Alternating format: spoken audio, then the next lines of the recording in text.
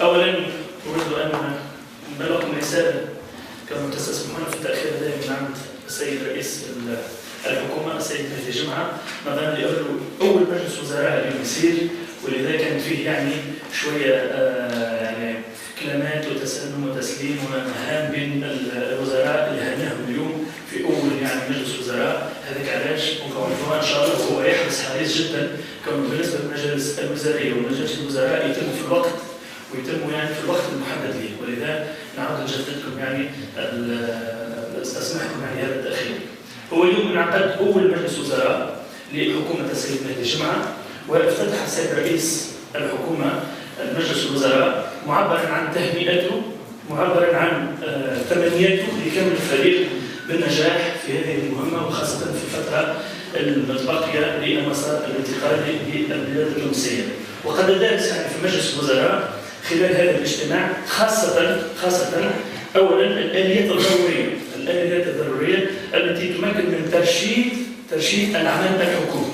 هذا هو كان الهدف الاول من مجلس الوزراء وانطلاق العمل الحكومي، ولكن نص السيد رئيس الحكومه على الاليات العمليه لترشيد مجلس الوزراء، والتي كانت اولا كل وزير قام يعني بذكر كيفاش كان وحضر يعني التسليم وتسلم المهام في وزارته، وايضا اهم التوجهات الكبرى بصفه برقيه، اهم التوجهات الكبرى اللي اعطاها للسيد يعني رئيس الحكومه لخلال الفتره القادمه والتي سيعتمدها في الفتره القادمه.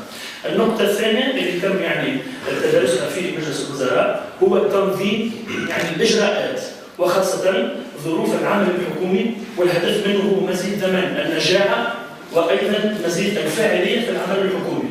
قام يعني بتقديم كل الاجراءات لإضفاء أكثر شفافية وأكثر نجاعة في العمل الحكومي. وثم النقطة الثالثة هي الاتفاق على تحديد ضوابط واضحة، ضوابط العمل الحكومي، وخاصة منها الالتزام بالعمل الحكومي.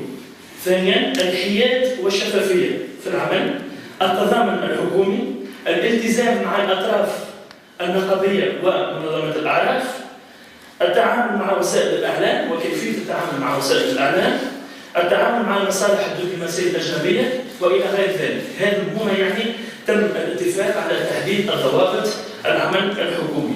وإلى إضافة إلى ذلك واجب التصريح بالمكاسب من قبل كل أعضاء الحكومة وقت تسلمهم، وخاصة أيضا وقت إنهاء المهام العمل الحكومي يقوم أيضا بالتصريح بالمكاسب. ثالثا وهي العمليه الاليه الجديده، الاليه العمليه باش نكونوا ناجعين، هو تم قراءه وتدوين رسائل التكليف المتعلقه بعمل اعضاء الحكومه خلال هذه المرحله طبقا لبرنامج عمل كل وزاره، وسيتم يعني تقديم رسائل التكليف هذولا في الاسبوع القادم. هم رسائل تكليف واضحه فيها التوجهات الكبرى، وايضا سيتم تكليفها بتقديمها وتسليمها الى كافه يعني الوزراء واعضاء الحكومه في الاسبوع القادم، وهي تنص خاصه على الخطوط العريضه والاهداف اللي باش نحاولوا التوصل لها في الفتره العمل الحكومي. واخيرا تم تقديم ضبط وتحديد تركيبه الديوان. صار في تعديل في تركيبه الديوان في رئاسه الحكومه، تم يعني الاقرار وضبط وتحديد تركيبه الديوان.